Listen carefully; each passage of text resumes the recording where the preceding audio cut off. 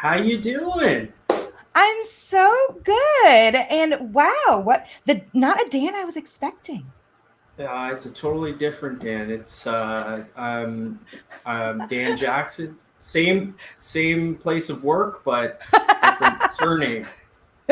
So same place of work, same name, different face. That's right.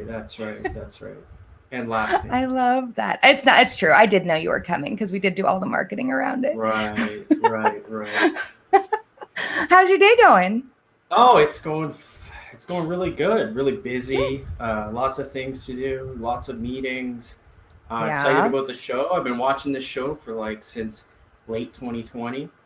I know we're in the high 30s or 40s of episode counts now.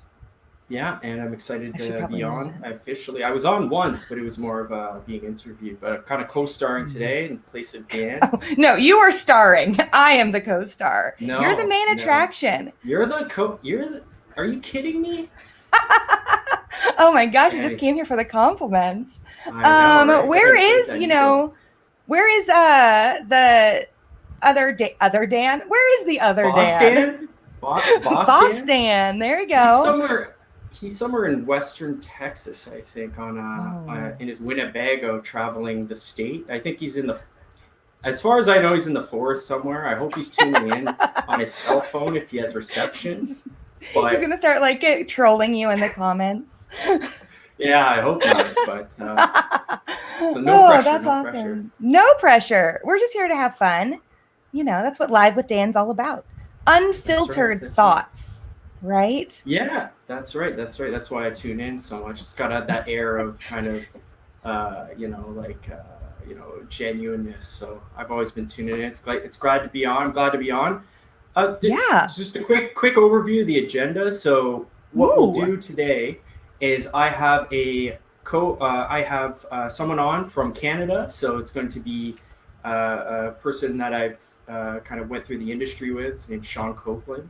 He started off similarly to me, so from studying it at school, making his way through. But he has an interesting sort of new development where he started his own business, and there's some insight from his research that he can share, and how he's used some of the skills and his keen eye for the new endeavor. And then I'm going to do a few data points. Canadian related those today. Data points. They are cool, and I'm going to share them today, and anything that else that comes along, because it's pretty off the cuff, and that's why we all tune in. Yeah, that's great. I'm excited to learn so much about Canada.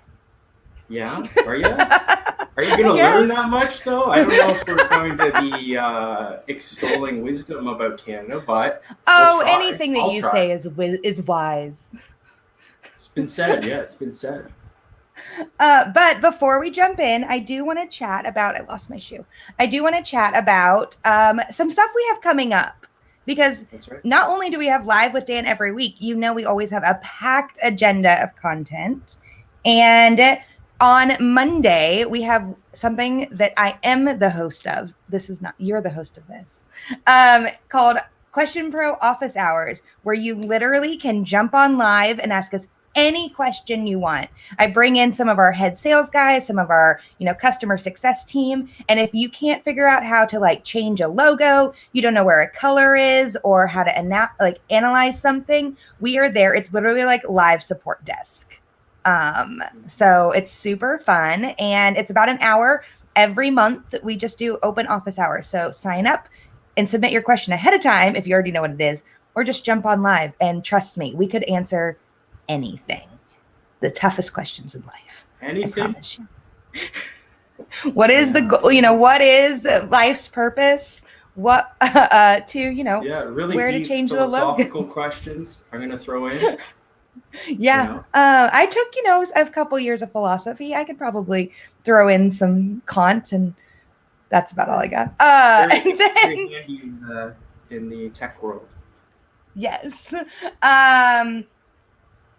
We also have Insights Hub launch coming up, an exclusive product that you can only find at QuestionPro, and it is launching on June 30th with a exclusive event where our CEO, Vivek Bashkaran, is coming in. Dan Fleetwood, other Dan, is coming. And we have a guest from Knowledge Hound that she'll be joining us too.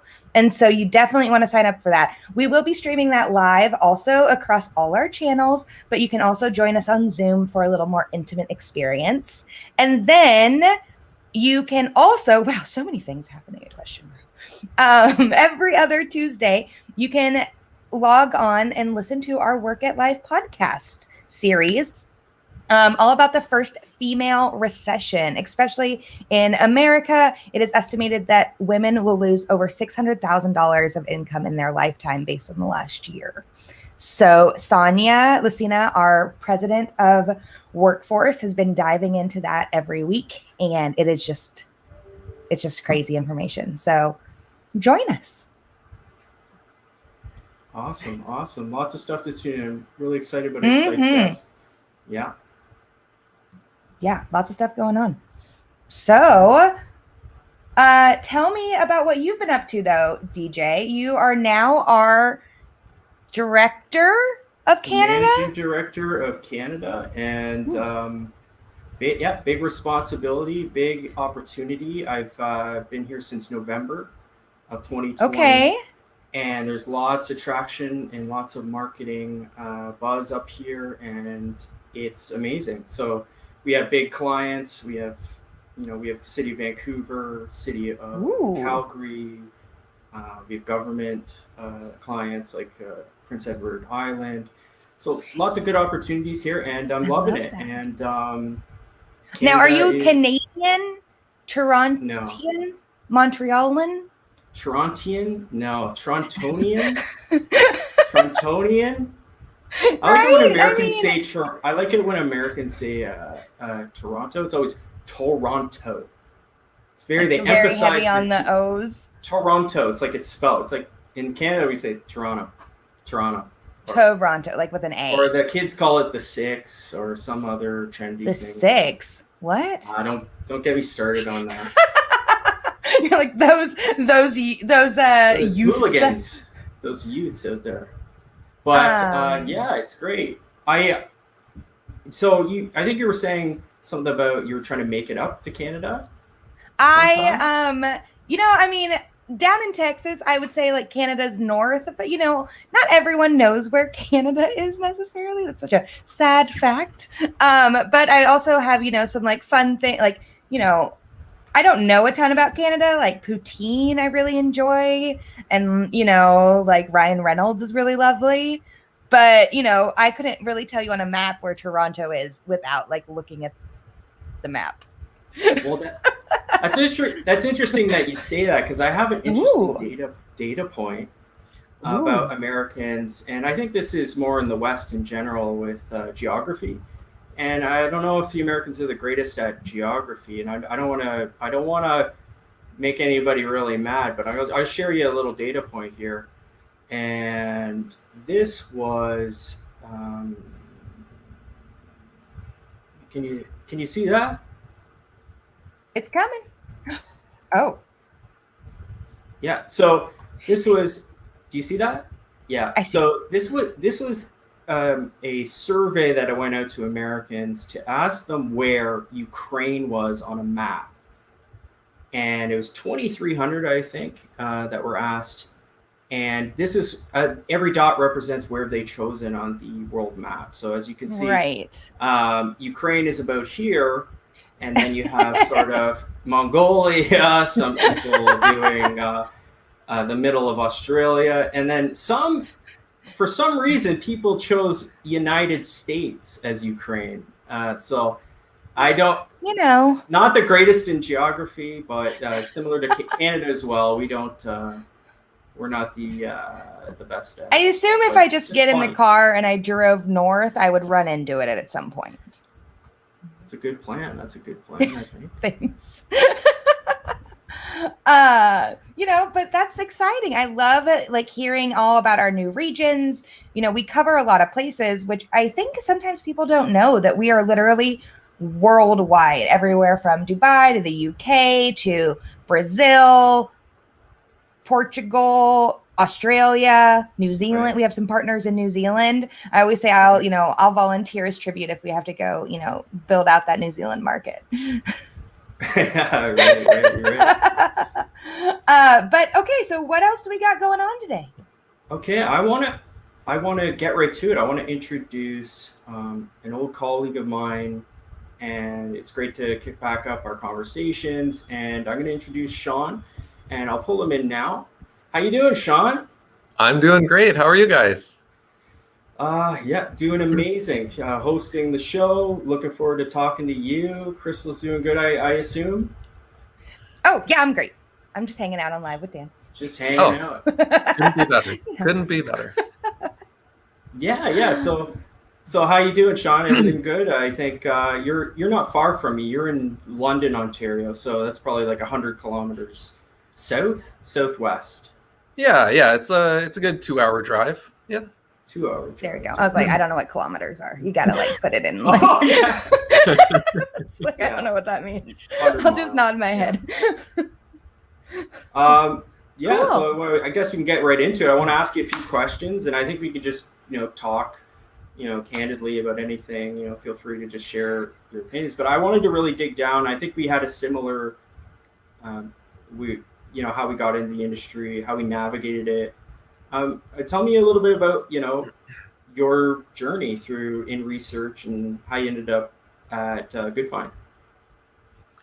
Yeah. So it's kind of funny. I thought I was going to be a famous movie director back when I was a teenager,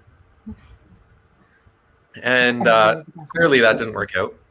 But back in the day when I thought I wanted to be a famous movie director, I went to school to be just that. So I actually went to school for film production and worked in that field for a couple of years. Quickly realized it just, I didn't have the passion for it that other people did. And I came across the research analyst program at Georgian College. And yeah, that's the one that you went to as well, right, Dan? That's right. A question. Wait, were you guys like class buddies, like friends in college? No, we were enemies. Yeah. No, we were in the same cohort. So I can't remember, what year did you graduate? Was it 2013? Okay, yeah, I was 2009. So I think I came and spoke to your class, possibly. Aw, so much wiser. No, I'm kidding. But yeah, that's where my career started. I fell in love with research. I've always loved business. I grew up in an entrepreneurial household. My dad was always running companies, starting new companies, building stuff. And, it's really exciting working in research. Anyone who does realizes really quickly, you get to talk to some of the best business leaders across the country, across the world. You get to talk to executives when you're just starting out. You get to be that person sharing the insights from data, trying to help them, move the company forward. And I found it really exciting. And yeah, so I worked for a lot of different companies over the years, some big ones, Ipsos, a lot of people know about. Literally everyone's worked for Ipsos. Yeah. But every person on this Live with Dan has worked there. I swear. I should start keeping a tally. You should. It means he knows a lot. And then what'd you do after that? I worked at a lot of other places, Environics Research. I've worked for Loyalty One, who's sort of the Air Miles program. Everybody in Canada knows that, but I think in the US it's a little bit more of a secret. And moved around, started getting more into, I would say, big data sets, different types of data sets. Started to realize there was a lot of power in combining this traditional survey data with behavioral data and other kinds of consumer profiles and third-party data and second-party data. So I started working a lot more with developers and people on the tech side. Nice. And then recently, my last role was actually really exciting. We got to build our own data product, our own sort of SaaS solution. And so that was a lot of fun as well. Was that at the, I think you mentioned to me before, it was the marijuana place that you worked at? Yeah, so it was called Lift & Co. and we were That's Canada's largest cannabis events company.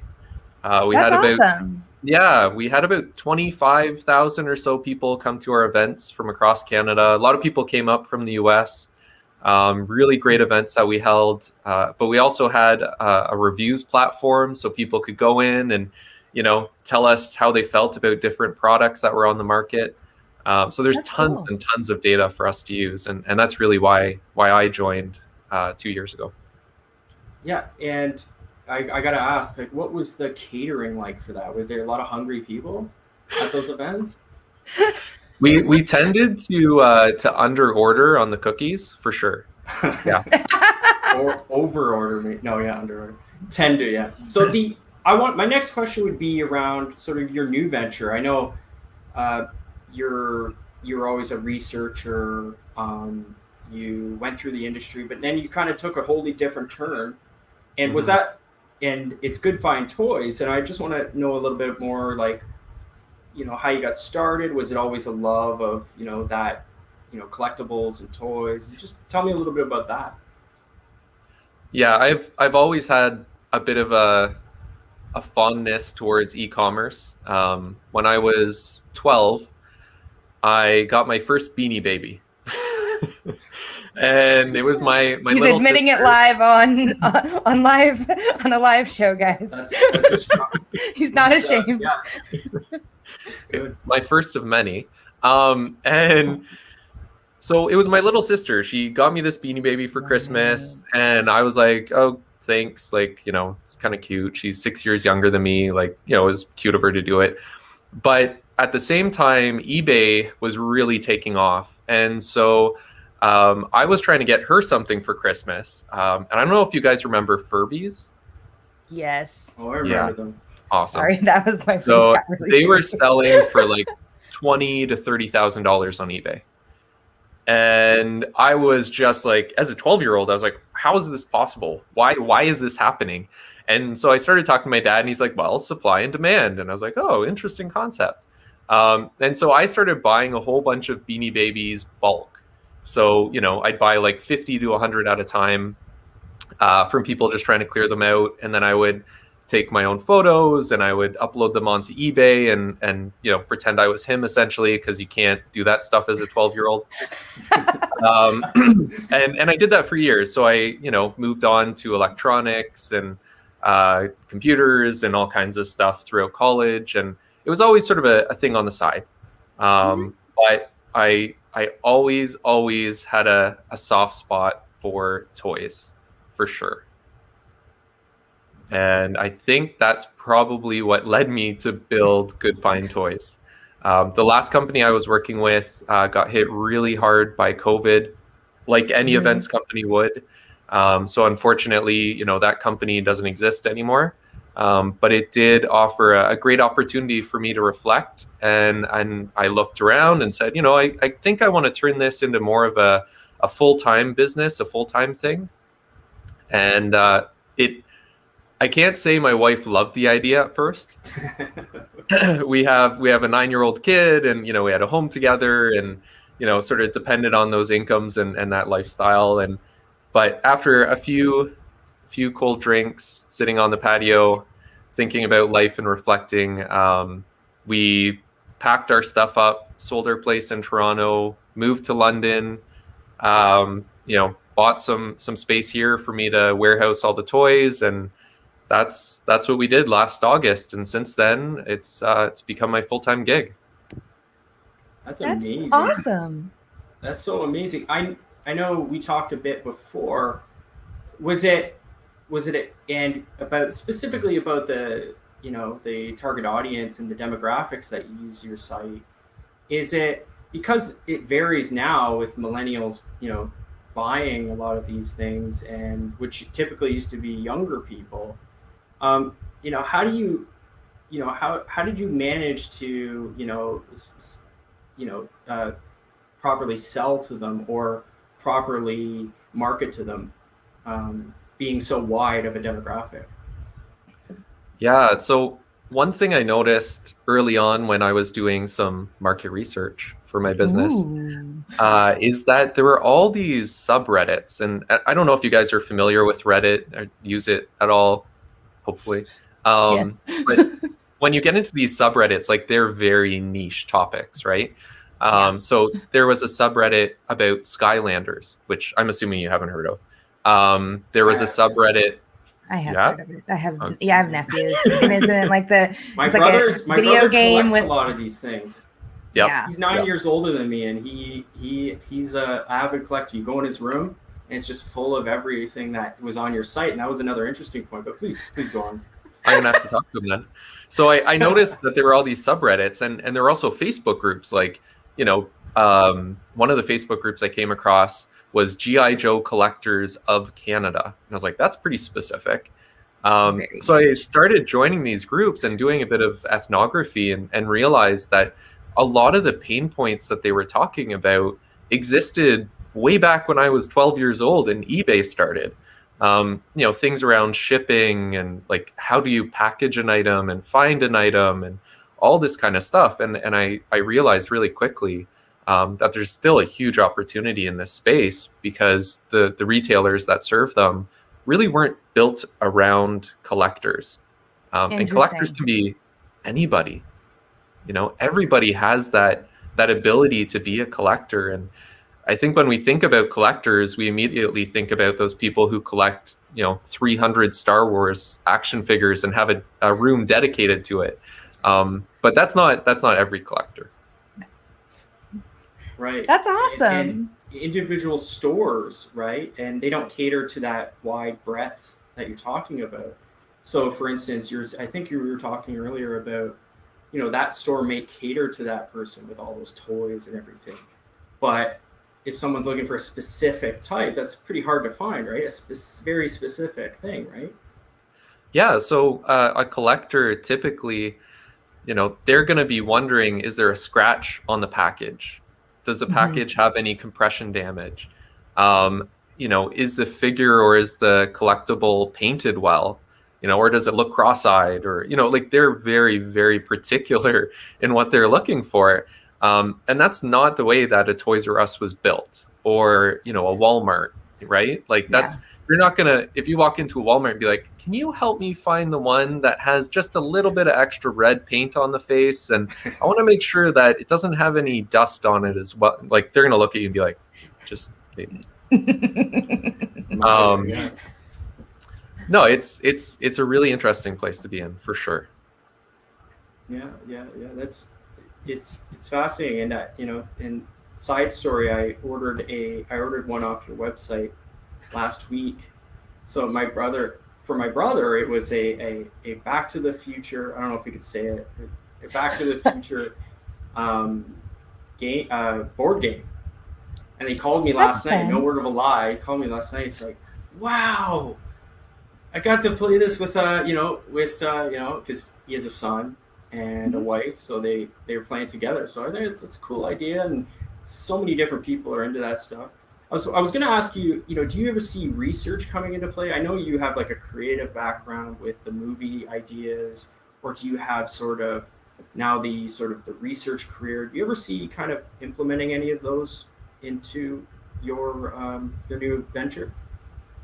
Yeah, and really, right now I'm working with small data, and you know, a lot of stuff that people would consider qualitative, and you know, I had already mentioned the ethnographies, but things like customer reviews are huge, and people tend to just look at those reviews and go, well, you know, that person was angry because they didn't get their item quick enough, so what?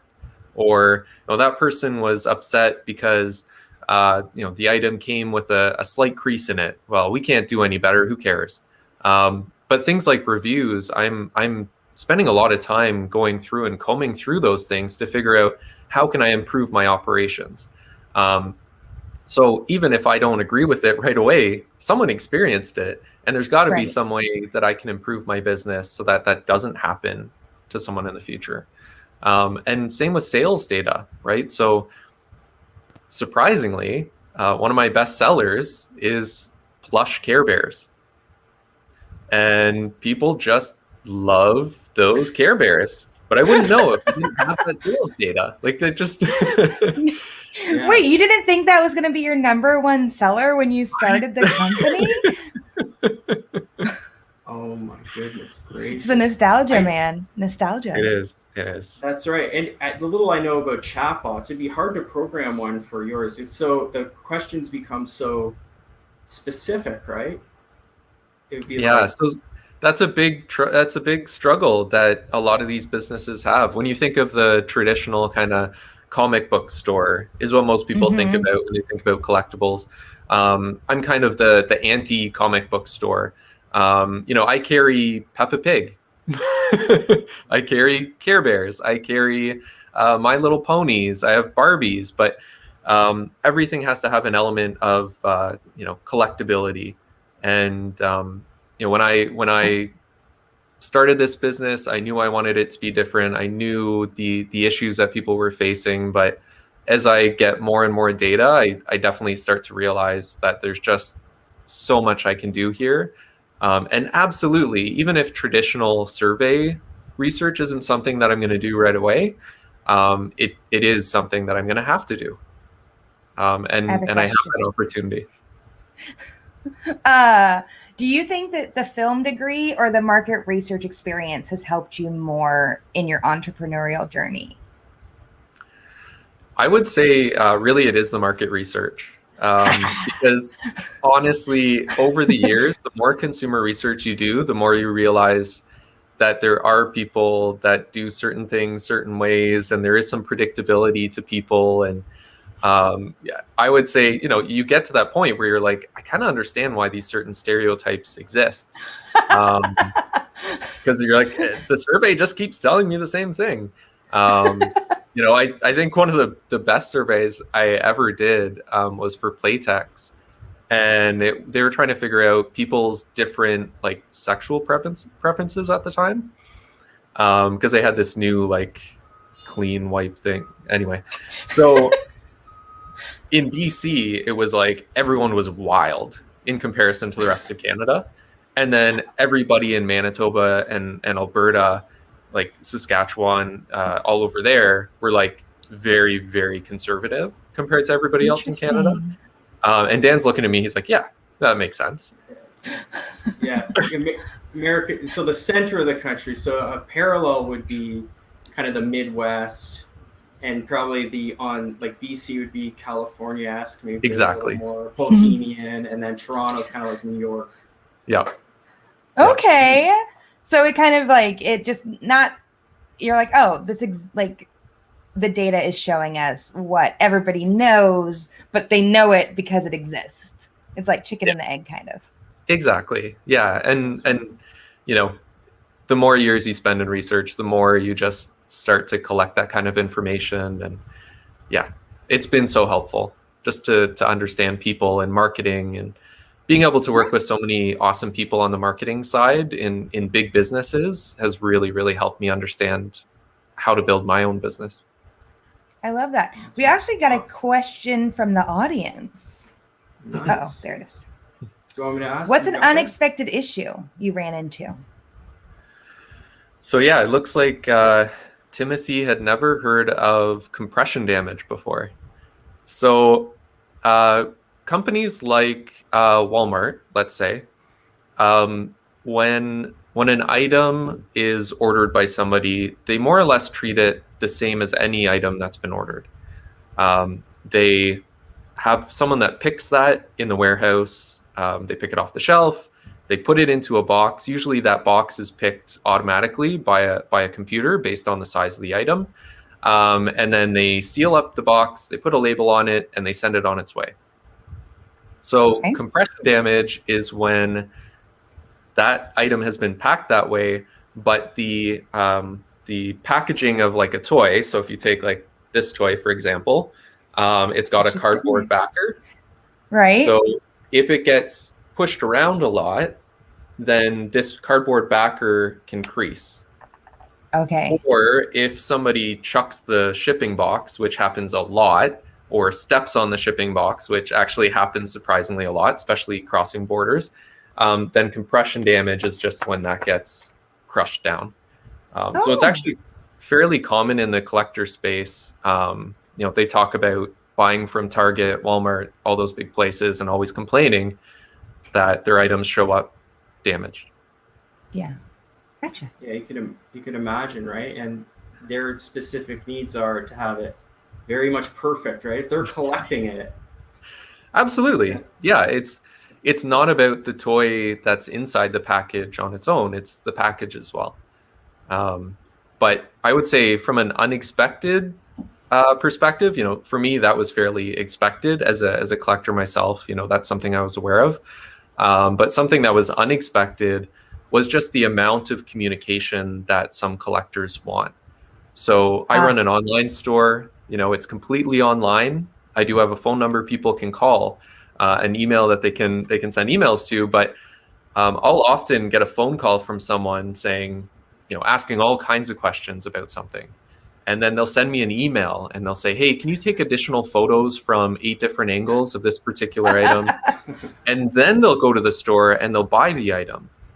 So that was something I didn't really expect, that kind of customer support pre-sale. And it's something that I have to think about, how am I going to scale this, right? Because I can't spend every day on the phone answering emails, that kind of stuff. Yeah, for sure. Well, yeah, it's a fascinating topic, especially for me, and having a brother that's really close to this. I always wanted to know, where it's coming from and talk to the distributors themselves. So it's great that, you're using your market research toolkit and your creative toolkit on your new endeavor.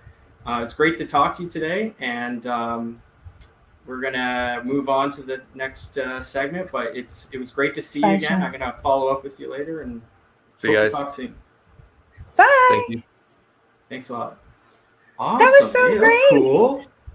I know, so many fun facts, cool. Man. Toys are cool, right? Well, they are. Everybody loves a good toy. Do you have any Beanie Babies?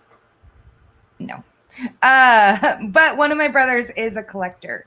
They collect Funko Pops. They're like have the big heads, right? Yeah.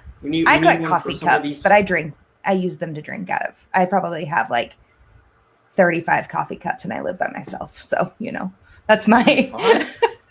Oh yeah, probably more. Yeah, as I get a coffee cup from every city I go to, or like if we go to Disney World, I have like coffee cups from every park, and I also despise dishes. So I have this gigantic one. It's like there you go. I basically put a half a pot in because I'm like addicted to caffeine, but I'm trying to cut down.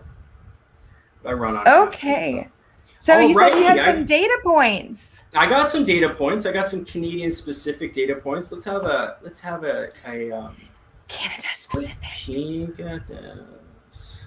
Wait, so can market research prove that Canadians are nice, or is that just like an overall general? Oh, is it a misnomer, or is it true? It's known. It's just like intuitive. Like you just know it, right? There's no research needed. It's like we know. Okay, so let me see here. Share my screen.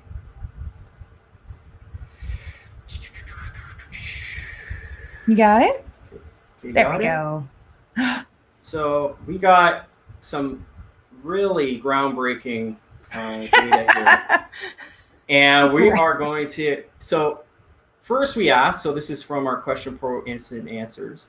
So we asked about 150 responses. You're able to answer one question. It comes back in real time. And want to see, because the big stereotype at QuestionPro is like everybody's playing hockey. There's polar bears playing hockey in the streets, typical stuff. And just typical, right? So this actually shows that from the 150 responses, 85% like hockey. And so I'm gonna go to the next one. Now when asked, should healthcare similar to ours, which is, that's a topic for discussion for another day, but their assumption, should they be afforded the same level of healthcare that we do for so 90%. So more than hockey lovers, they want Americans to get some health care. So that's a pretty interesting little tidbit that's so right? nice. But I got a next one that's it's a little bit controversial, but I thought I'd throw it in. If you were a hot dog, would you eat yourself? Now, I'm dying to know this. And I got the chart wrong. You like that, eh? So as you see, it's 72%. Actually, 72% would say yes, and 28% no. But as you can see, just use your imagination there. Just switch them around. But really some people really like hot dogs, man. Yeah, that's what I couldn't imagine, but there you go. I love that. And those are Canada specific using instant answers. So fun. Instant answers. And it's from Tim Cornelius, Tim Cash Cornelius. He set that up for me. So big thanks to Tim and Mark. Woo! I think we have a couple more things to go through. I love this. You're like, I can hang out on Live with Dan every day. Yeah, I'll just stay for 2 hours. No, okay. I think we have some upcoming stuff. I think that's it. I think I already dropped those comments, and I already dropped those in the comment section. But let's talk about next week. Dan Fleetwood will be back, so a smoother process. The main Dan, the boss. I'm gonna the boss Dan. The boss man. He's coming back, and it'll be great. And good to have him back. I hope I helped out, and hope I did an okay job. And thanks a lot, Crystal, for taking it on with me. And of course, moving on. Yeah, have an awesome week, and we'll be back next week. Awesome. Okay. Thanks a lot. Bye.